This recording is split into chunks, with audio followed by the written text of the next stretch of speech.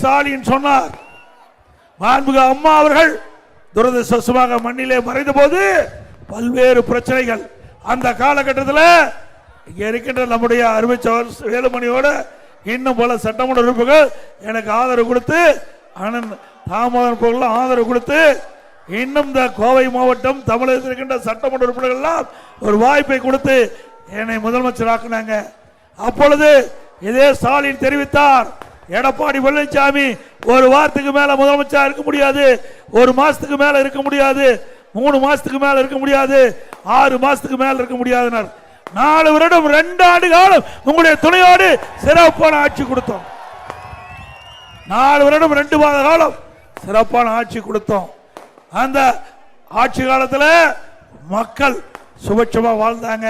மக்களுக்கு தேவையான திட்டங்களை கொடுத்தோம். 4 ஆண்டு 2 மாத கால ஆட்சி ஒரு பொற்கால ஆட்சி என்று மக்களால் பாராட்டப்பட்டாங்க.